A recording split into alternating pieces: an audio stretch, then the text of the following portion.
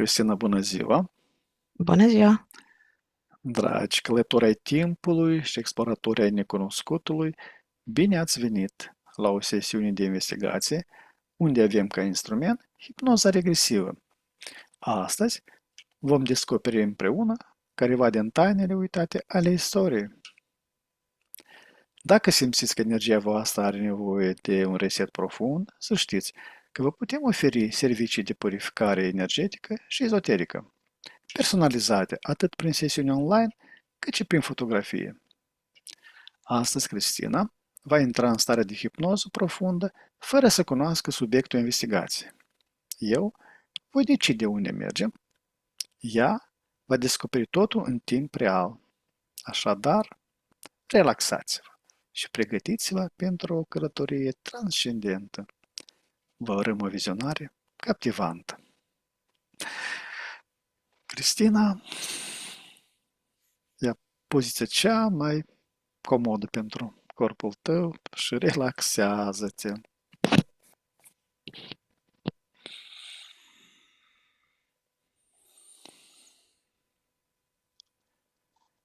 Inspiră și expiră de câteva ori profund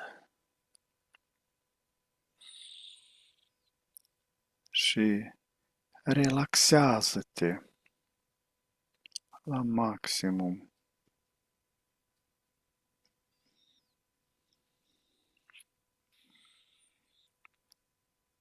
Treptat simți cum tot corpul tău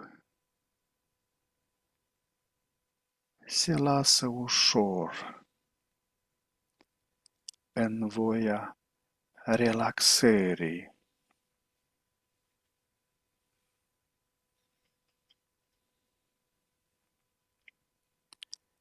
Cu fiecare respirație, inspiri calmul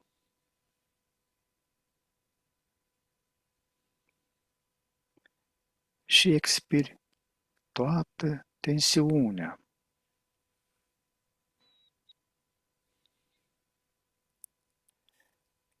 Imaginează-ți cum un val de liniște se răspândește de la cap și până la degetele picioarelor tale.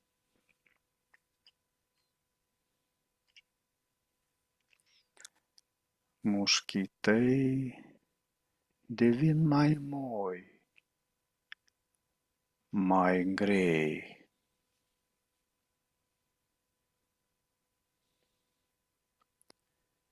Te simți liberă, te simți legeră, ca și cum ai pluti pe un nor confortabil.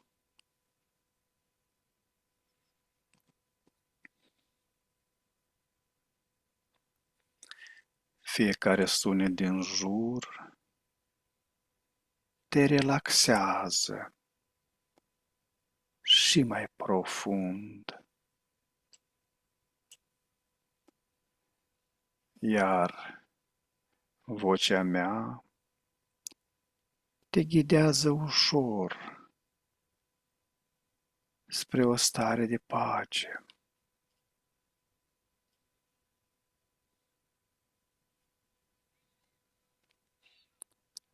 Număr de la 5 la 1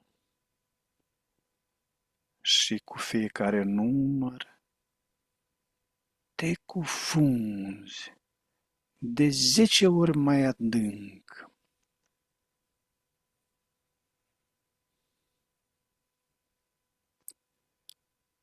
5.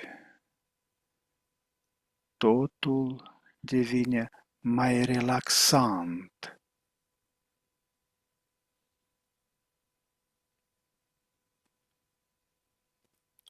4. Mintea ta e limpede și calmă.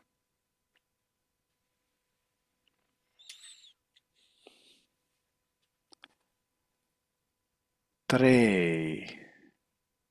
Simți cum te desprinzi de orice grijă.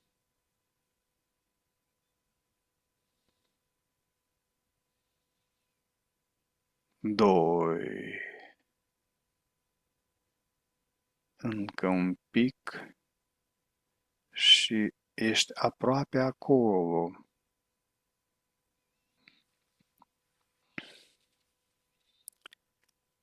Și 1. Acum ești complet relaxată și într-o stare perfectă de hipnoză.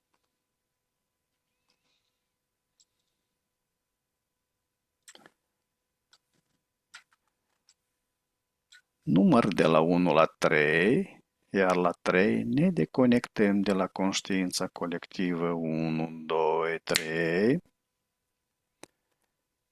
Ne întâlnim la 3 în spațiu hipnotic. 1, 2, 3. Ok.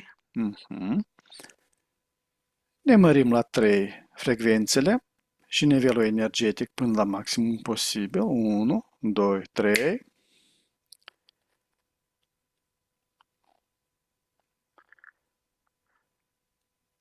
Număr de la 1 la 3, iar la 3 te conectezi cu virusul chikungunya. 1, 2, 3.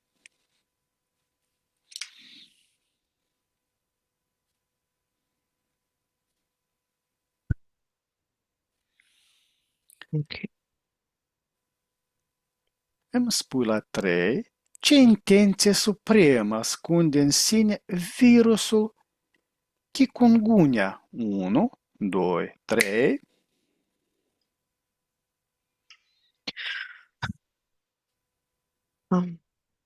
Ok. Vin mai multe lucruri. În primul rând, faptul că el este virus e un program. Programul este dat, intenția este dată de oricine modifică codul respectiv, programul respectiv. Eu îl identific ca a venit din mai multe locuri și timp. Îl văd venind din adâncurile apei, văd venind și din ghețari, îl văd venind din laboratoare. Sunt mai multe straturi modificate, izolate, făcute să fie să afecteze mai mult sau mai puțin. Așa că intenția lui este dată de cel care modifică, fiindcă el este doar un program de a virusa, de a infiltra într-un sistem și de a se extinde cu noile programe, a suprascrie programele. Ai spus de careva laboratoare. Le poți Da. identifica unde se află. E cam un triunghi, 3, în America de Sud, Europa, Australia, dar sunt procente de 36%, 16% și 28, 26-28% din ceea ce este ca program. Mai sunt altele în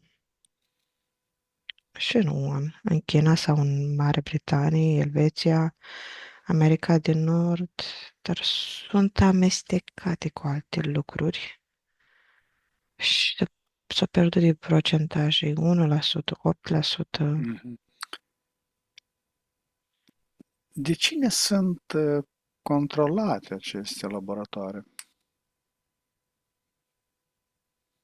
Ok, în principiu de ocultă mondială, numai că sunt prin diverse organizații la suprafață, fie că este Pharma, fie că este ONU.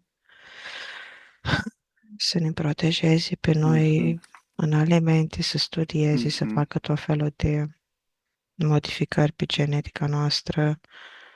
Dă pe piață un an, doi, vede cum noi reacționăm la anumite tulpini din mâncare,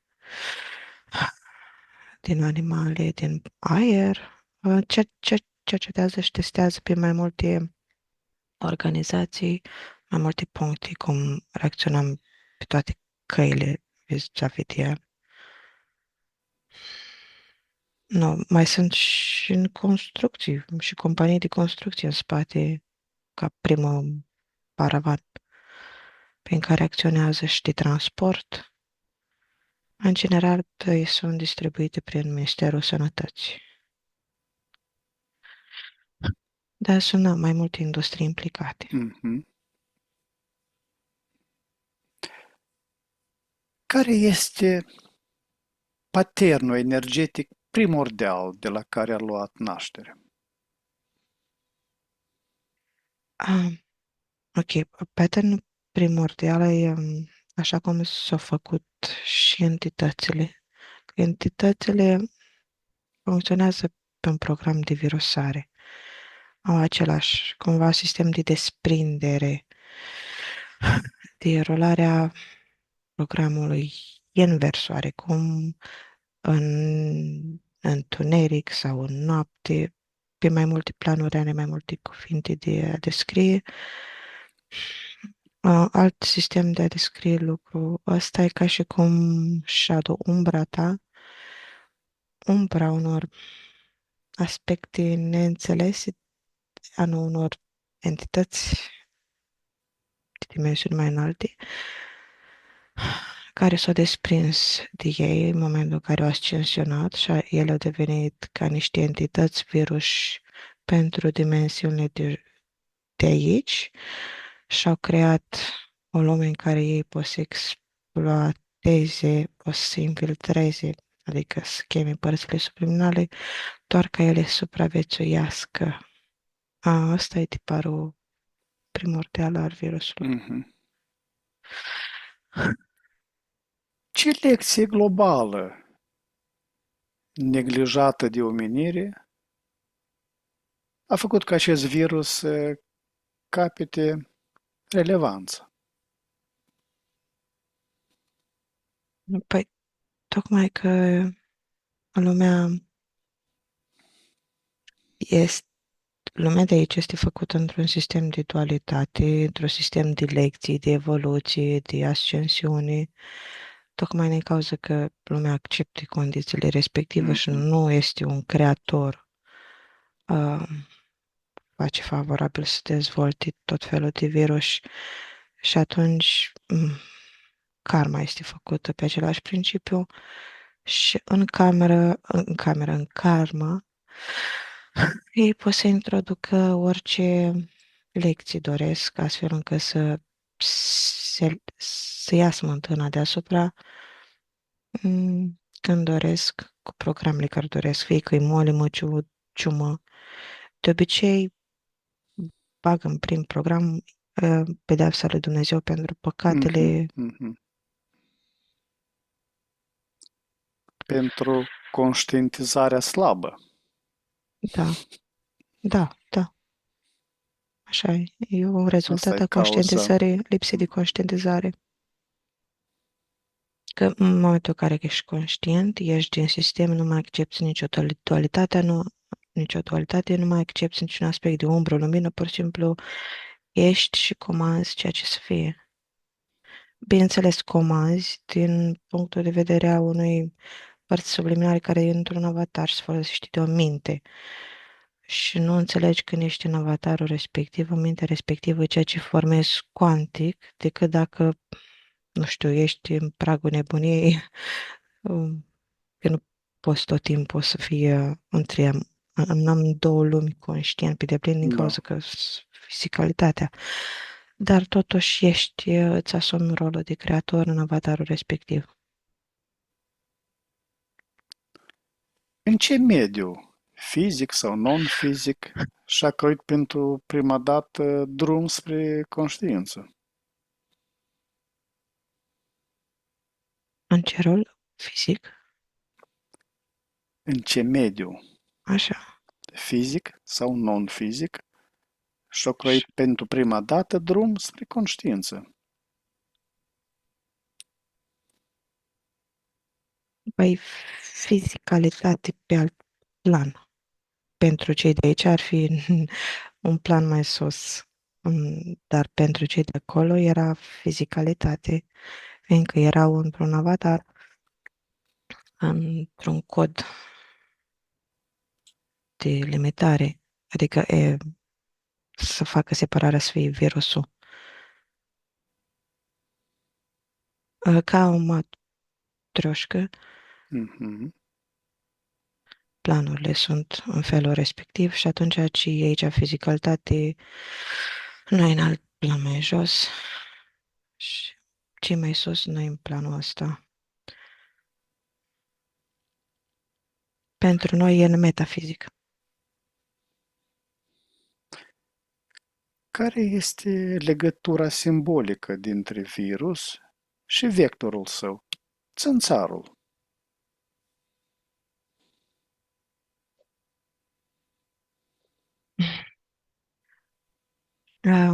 Ok, sângele, modificarea ADN-ului.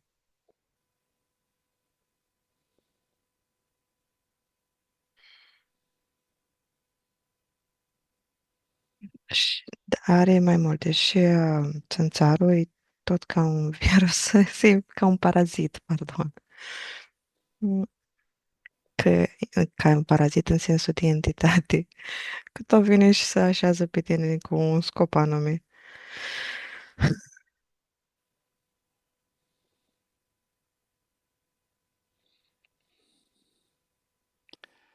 Ce dezechilibru ecologic a permis întâlnirea dintre agent, vector și om? Um, ok, am văd foarte multe balene la un moment dat murind și rămășițele lor sunt undeva la fundul oceanelor și văd ghețare rupându-se scoțând la suprafață mai multe molemi, viruși, mutații. Conservate. Da,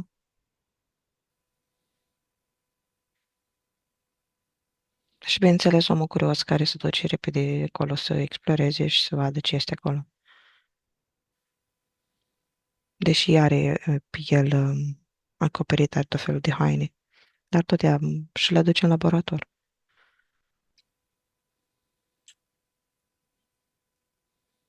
Ego, Codul de creator, modul de creator. de a se juca de Dumnezeu. Ce factor ascuns, dincolo de mutații obișnuite, îi conferă virusul potențial pandemic actual? Ok, e foarte ușor de manipulat, foarte maleabil, foarte în, în laboratoare. Și noi ca la șobolane, când e ciuma neagră, Mhm, e mai ușor de gestionat. E mai spre nanopoți, mai spre mhm. aer, mai spre AI. E ceva ce e compatibil cu era vărsătorului, ceva ce e compatibil cu mentalul nostru.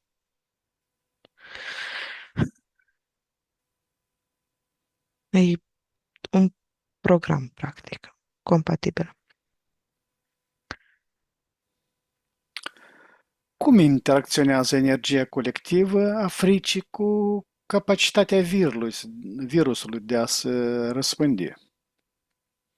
Păi tocmai asta că e mentalul care dictează în colectiv. Acum este foarte deschis mentalul și gestiune prin toate rețelele de socializare, prin noi ne-am făcut o hartă mentală Mhm, mhm. a, care alcătuiește toată planeta. Suntem conectați și să răspândești virusul ăsta e foarte compatibil. Mm. Că înainte să conectau, era asta ciuma neagră, tocmai din cauza că atunci era compatibil nivelul ăla de carne care să desprindă, să fie morți peste tot.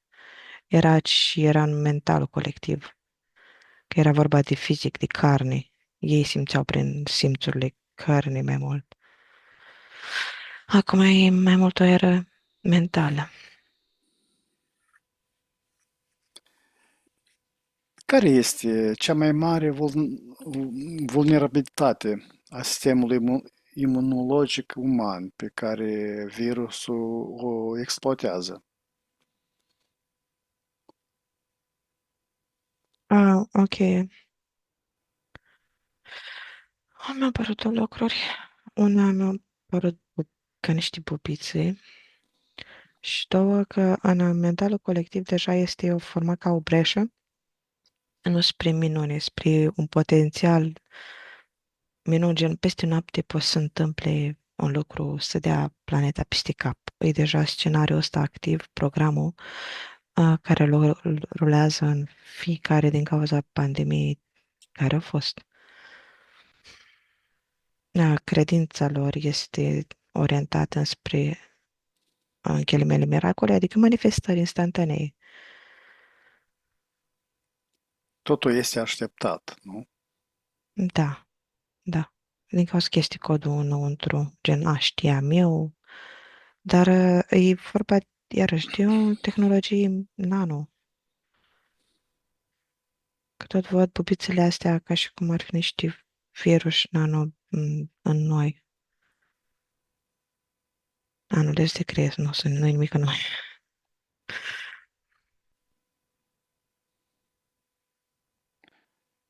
Ce rol joacă călătoriile globale în reprogramarea destinului acestui virus?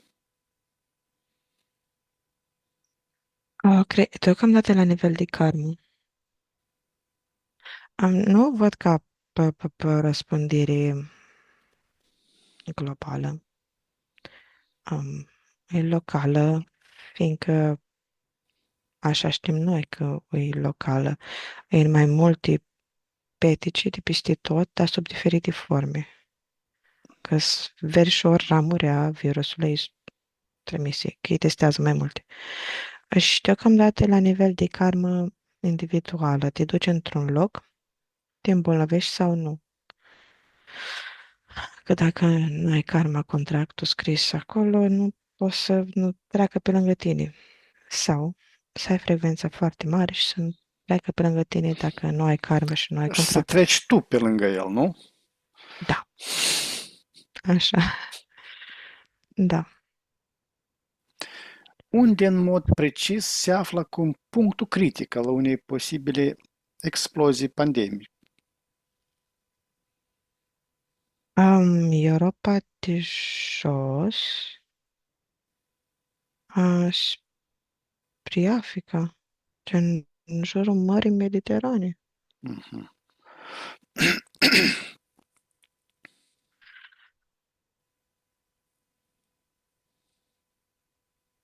Asta din ce scanez, văd că iese mai mult la suprafață. E până în 36%. Formată linia.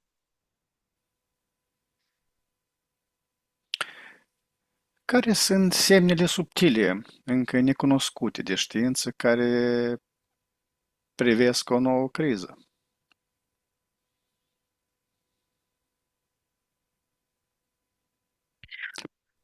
Dar nu știu dacă e Privestesc, nevoie. da. Da.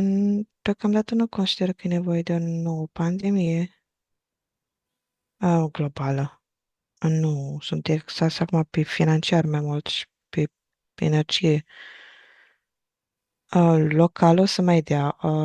Ok, au un plan undeva în America de Sud, Africa, gen ce înseamnă de acolo să fie dusă energia înspre sus, America de Nord, Europa, ca apoi să se ducă în Asia. E o colectare așa de energie să se formeze. Și centrul ar fi Asia, să se ducă acolo. China? Da. Oh, ok, ce nice. Ok. Faptul că ei acolo sunt plini de insectoizi și nanoboți explică mai multe lucruri pentru mine aici. Cum funcționează și cum sunt ei implicați. Țânțare, sărudele lor, nu? Da, Toată explicația. da, da. E tot un uneltit, în sensul că nu e posibil să recoltezi energie dintr-o parte fără ca entitățile alea să se sesizeze și să fie de acord, gen să nu dea acordul. Toată schimbarea globală ei și-au dat mâna să o facă. E trecerea de putere acolo. Există o conștiință coordonatoare sau un grup care influențează direcția de evoluție a virusului? Acum ai răspuns, nu? Da, da, toate astea. Și în fizic sunt și instituțiile de cercetare, și universitățile care contribuie, organizațiile de sănătate, și creștini și organizațiile creștine, inclusiv cele de misionari prin Africa și prin țările latine.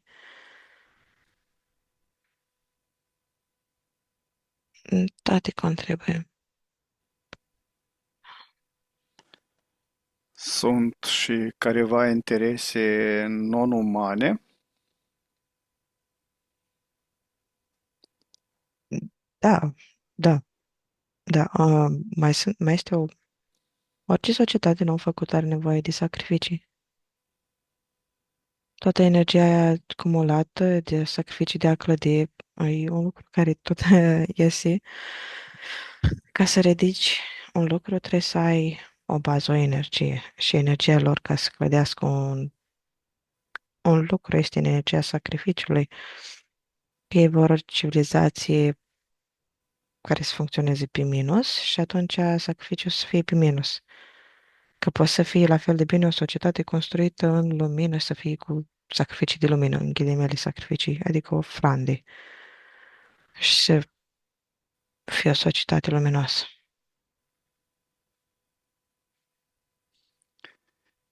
Cine în umbră ar beneficia cel mai mult de la haosul și dezorientarea unei astfel de crize? Ok, la nivel, lăsăm planul mare la o parte, cum întrebarea e pe plan mai local, e strânsă legătură cu economia și cu a aduce banii să curgă într-o anumită direcție. E ca un război, fie că e război, fie că e o boală, aduce banii în buzunare cui trebuie, redirecționează și cedezi puterea. Asta e interesul când e o boală la nivel fizic, dar bineînțeles și metafizic. Că banii sunt energia, sacrificii, frustrare, moarte, durere, chin, agonie, delir, nu, Ce, contracting. ce decizii umane colective trecute și prezente au deschis ușa pentru acest scenariu? Ok, acceptarea necondiționată că cineva te-a creat, acceptarea creatorului tău și nu a faptului că tu ești creatorul. Mhm. că merește la mila zeilor,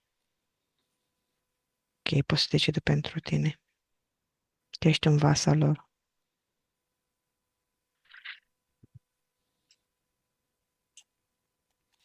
Există și entități care sau forțe care lucrează împotriva amplificării potențialului pandemic?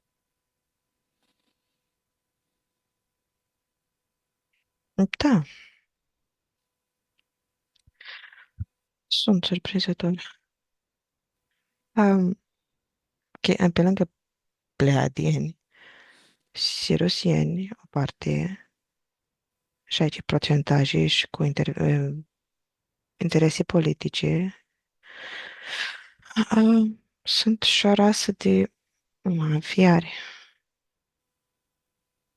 care sunt împotriva. Iar afecta într-un mod sau altul și pe ei? Da,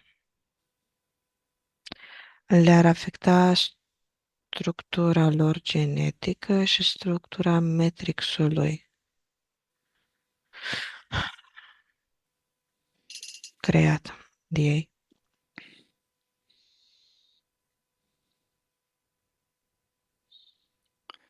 Unde se află cheia care poate închide sau deschide mai mult acest portal? În fiecare În înconștientizare, fiecare da, a ceea ce creează unde își duce energia și ce alimentează cu ea. Dar e conștientizarea minut cu minut a gândurilor tale. E muncă care pare la început colosală. Nu pur și simplu o intenție de puf.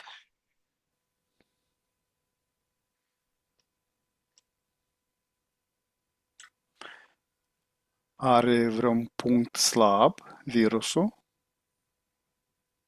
unde energia lui se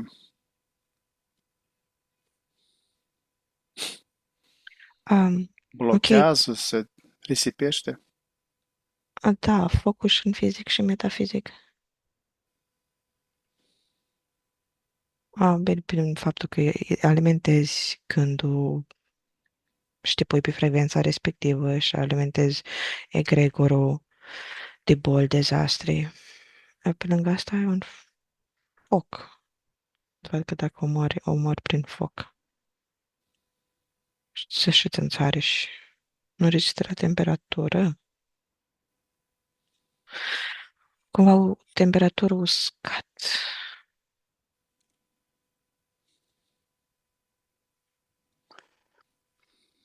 Cum poate conștiința umană individuală să modifice direct experiența bolii provocate de acest virus?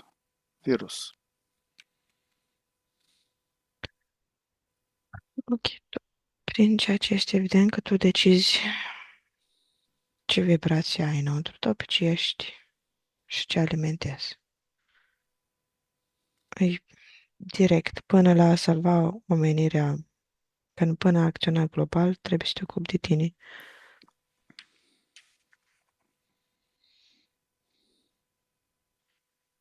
E legate cu răspunsurile de mai Da, devreme și de da, asta nu păi mai adaug. Da, vroiam să văd, poate mai apare careva aspecte la aceeași. da. Ce schimbare profundă în mentalitatea sanitară globală ar trebui să avem loc pentru a preveni acest scenariu? Aha, iubesc întrebarea asta. Ok. Mm,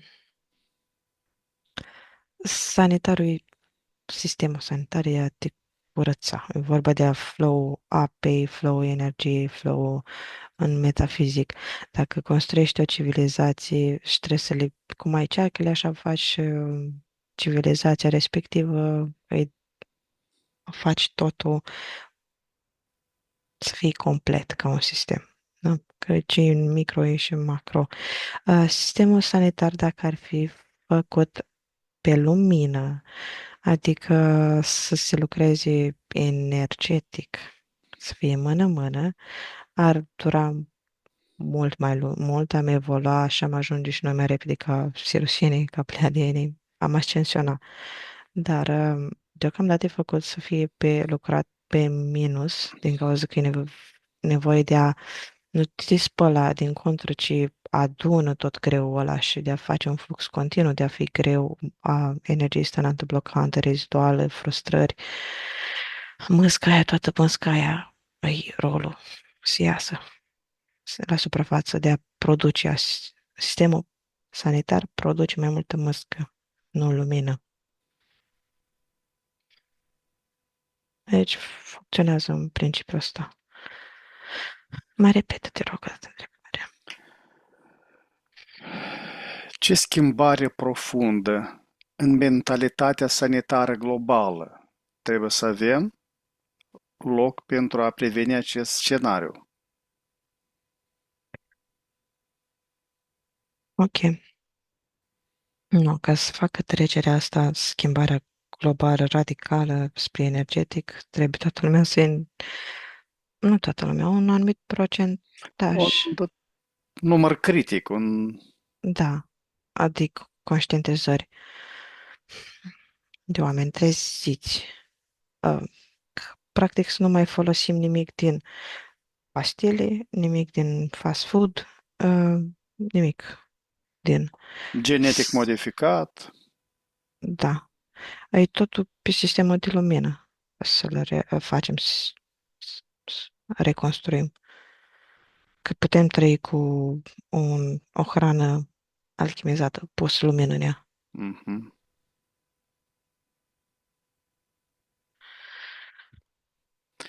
Ce simbol sau imagine arată puterea de vindecare de această boală?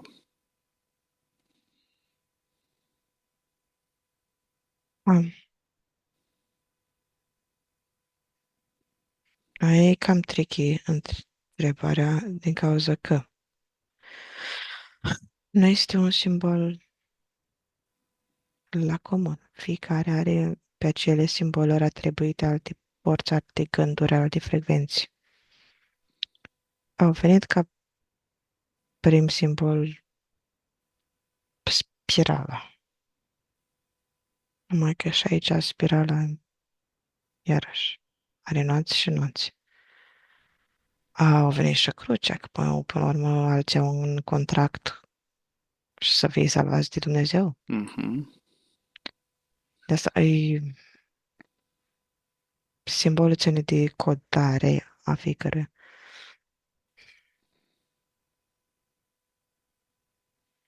Energie, pur și simplu, cu intenție.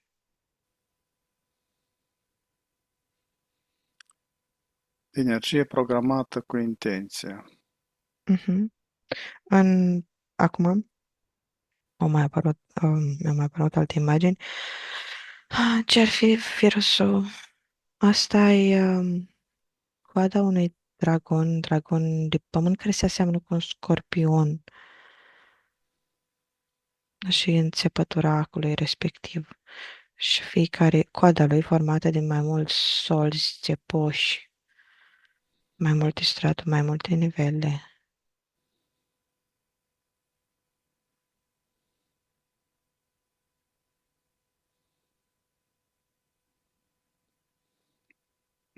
Același ac și a țânțarului, nu? Da.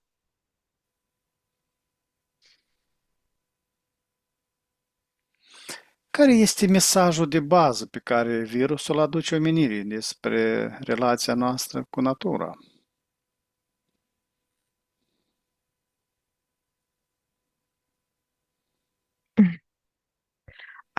Ok, nu natura controlată de ei, nu? Nu ca natura... Nu, natura.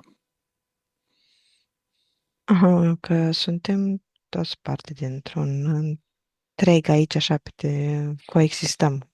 Fiecare are rolul de a da oxigen, de a consuma oxigen, de a Și are contribui. locul lui bine definit, bine Da, aranjat, de și care uităm. avatarul, după ce se descompune, devine fertilizator. Deci, fiecare are. Ca ecosistem, totul are un rol. Deci, Asta văd ca mesaj.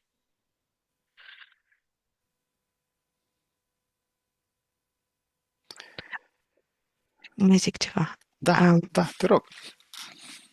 După ce îți lași avatarul, în funcție de cum, zicem, dacă în funcție de cum ești înmormântat, dacă ești ars sau nu, dar dacă n-ai fi așa, descompune în mod natural și n-ar fi entitățile care să vină să umble după câteva mostre de ADN pe la shine de energie, în mod normal, natural, energia lăsată în urmă ar contribui la dezvoltarea civilizației a planetei. Co-creez și în felul ăsta. Mhm. Însăși a planetei, Da, da, evoluția planetei. da. După care ea, la un moment dat, se risipește, revine la tine energia asta. Mhm, mhm. Dar au făcut un ciclu prin faptul că au contribuit cu informații lăsate în urma, în urmă a energiei. O ajuta pe Interesant. altul să crească, da. Numai că n-aș pe sistemul ăsta, în momentul de față, sunt entități scormones printre cimitire. Care dintre liniile temporale prezente duce către cea mai mare expresie a potențialului pandemic? Care dintre liniile temporale? Prezente duce către cea mai mare expresie a potențialului pandemic. Ok, o acțiune de a Statelor Unite, un atac direct asupra Rusiei ar crea un val Mhm. de mai multe nenorociri între ghilimele, printre care și virus.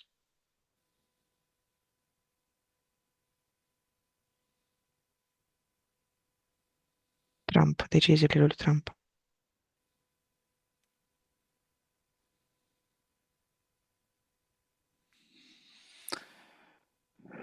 Ce eveniment punctual în următorul an poate devia virus spre o cale pașnică de coexistență?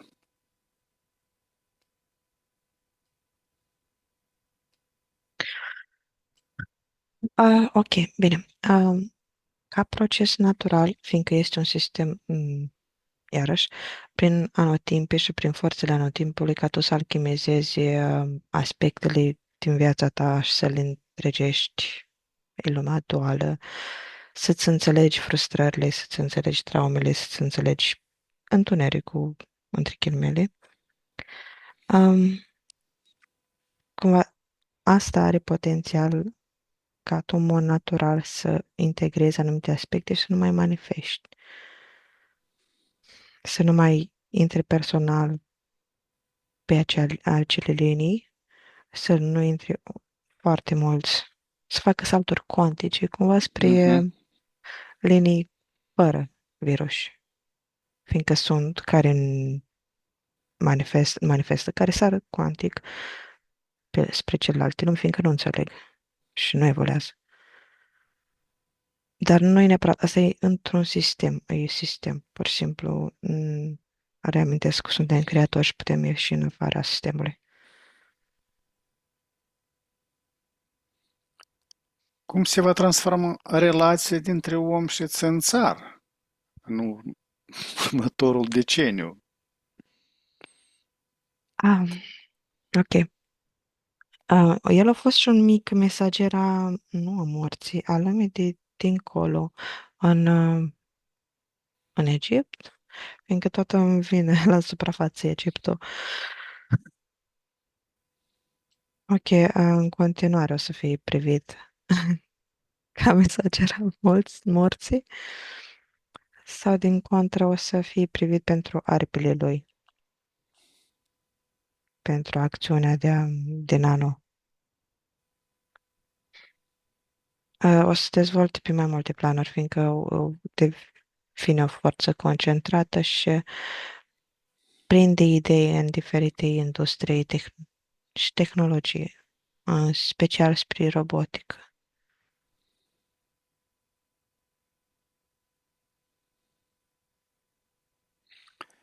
Ce tehnologie spirituală sau energetică vă prea pentru a gestiona astfel de amenințări virale? Ok, cupru cu cristal.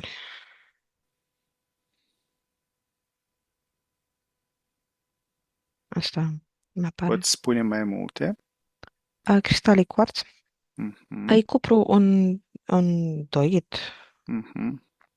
sub diferite forme și cristale încărcate cu diferite programe, dar majoritatea le văd în pământ păcate în grădină, dar și purtate ca accesorii pe mâini, pe mână, pe degete sau în case pe la ferestre. Doar cupru?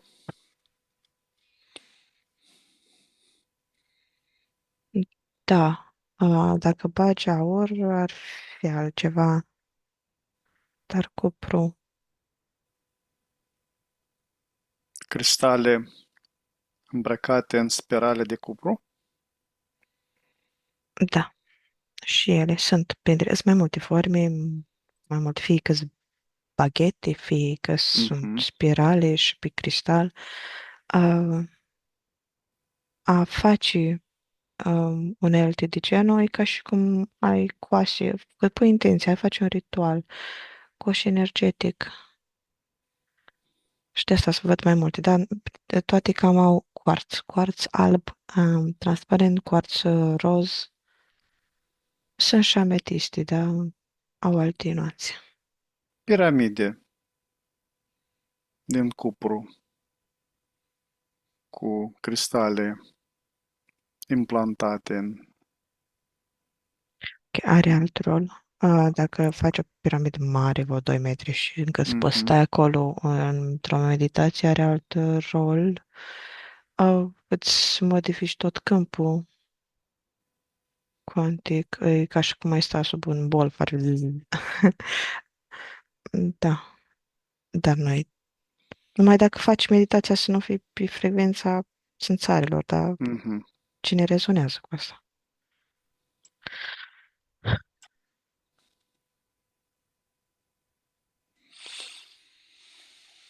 Care este primul pas concret pe care îl poate face o colectivitate pentru a lua acest scenariu pandemic? Um, Mai mult. Nu numai că nu energiza cu frică un anumit aspect, o pandemie, un război, ci și conștientizarea în fiecare aspect al vieții. Fiindcă dacă e o decizie și în sănătate, nu știu, care are legătură cu sistemul sanitar, inevitabil e ca un domino. Energia ta contează unde se duce. Pune-o pe lucrurile pe care vrei să le alimentezi, să le crești în viață.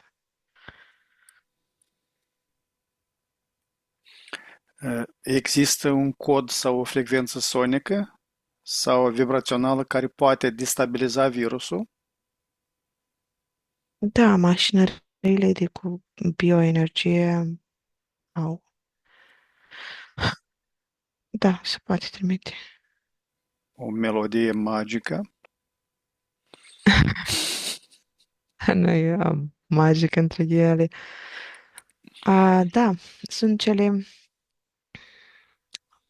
pe care le ascultăm pe YouTube contra virusilor, bolilor, dar nu de cercetat dacă are în titlu, în descriere, o entitate pe lângă Nu că sunt. este garantat că nu are.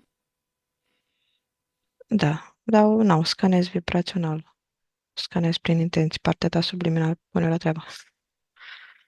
Vezi careva cifră legată de frecvența acestui sunet? Da, 260.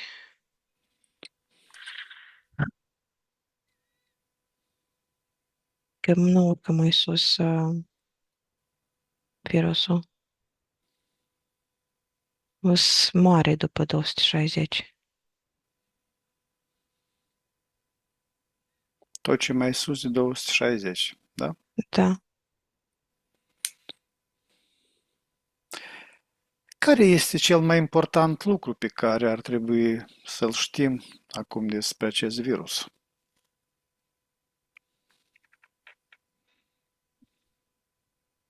În afară de faptul că există doar dacă tu vrei să existe, adică te afectează doar dacă vrei să fii afectat.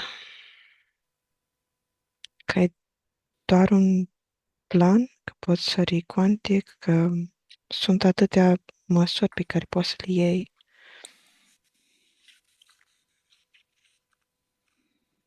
Că dacă noi unul altul. Adică au mai multe boli de eliberat. Au o bază de date și în funcție de ce anume simte că e mai potrivit și vor să colecționeze, să inducă, eliberează lucrul respectiv. Ca într-o arenă, eliberează un leu, niște șerpi.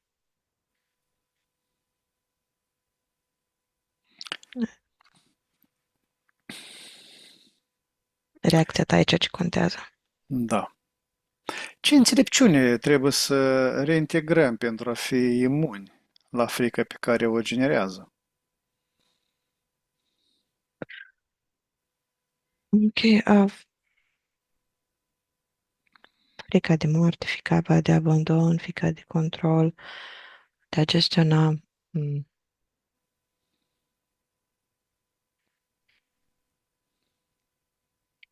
nesiguranța, emoția dată de cele două chakre, Mhm. trei. Inferioare. Mhm. Cum ne putem conecta la energie vindecătoare universală pentru a contracara efectele sale? Nu, depinde, dacă în funcție de nivelul fiecare de creator, dacă are nevoie de sisteme să se ducă și unelte să se ducă în sine, să se energizeze, sau pur și simplu dă comandă și este energizat, uh, sau prin meditații mai lungi, e vorba de credința fiecăruia aici, el are oricum partea subliminală, are oricum acces la energia sursei. Trebuie doar să-i dai intenția, să permiți să manifeste, să nu mai ai iluzii că nu se manifestă. Prin ce metode ține de tine, de cum te simți mai bine. Poți să faci câte piramide vrei. E bine să te joci. Să experimentez, nu? Da, Ce resursă internă, acum dormită în omenire, trebuie trezită? de către cine, de ce, cu ce scop. De către noi înșine. Păi, e vorba de conștientizarea fiecăruia și să scanezi dacă e ceva valabil universal.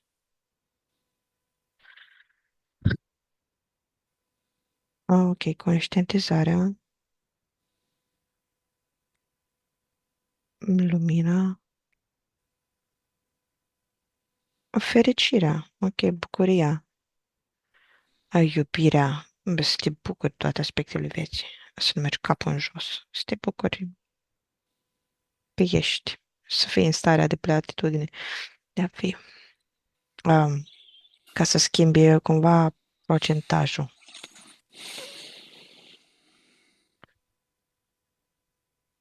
procentajul pe care mergi bil mai departe în viață. Cum putem onora și integra perfect toată această înțelepciune în conștiința noastră de veche?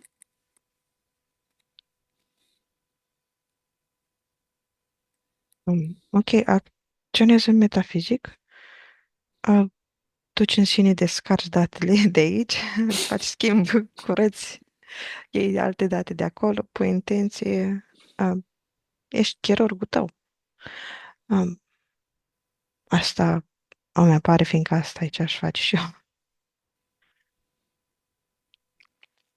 Cristina, Da, la 3 formăm o sferă din frecvența absolutului. 1, 2, 3.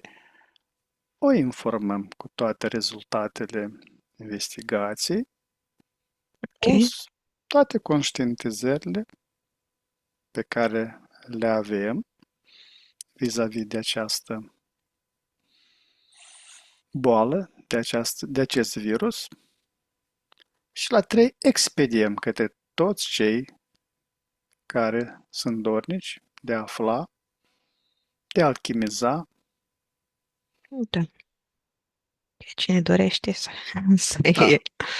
Da. 1, 2, 3, 1, 2, 3, 1, 2, 3. Ok, se primește mai ales în zonele afectate. Chiar se primește bine. Nice. Cristina, am ajuns la finele sesiunii. Acum, la 3, ne deconectăm de la toate canalele informaționale la care am fost conectați și ne ștergem toate urmele și amprentele energetice de peste tot. 1, 2, 3.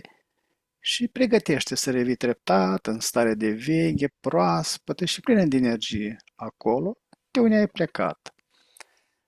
Număr de la 5 la 1, iar tu îi permiți minții să se trezească clară și concentrată. 5. Simți cum conștiința începe să se lărgească.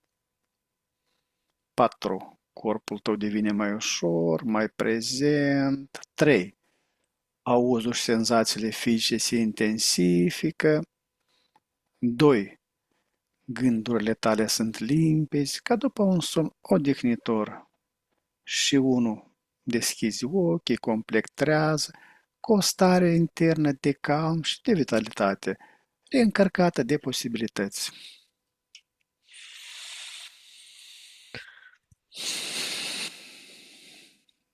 Bine ai revenit, dragi exploratori ai inconștientului, am ajuns la finalul acestei călătorii extraordinare prin straturile timpului și ale memoriei ascunse. Vă mulțumim din suflet pentru prezență și reacțiile voastre la informațiile surprinzătoare dezvăluite astăzi. Fiecare comentariu, like și share ne ajută să ducem investigațiile mai departe. Sincere mulțumiri Cristinei, ale cărui talent și deschidere au făcut posibil această experiență fascinantă. Dacă ați fost intrigați de ceea ce ați văzut, nu uitați să vă abonați și să activați clopoțelul de notificări pentru a nu pierde următoarele sesiuni.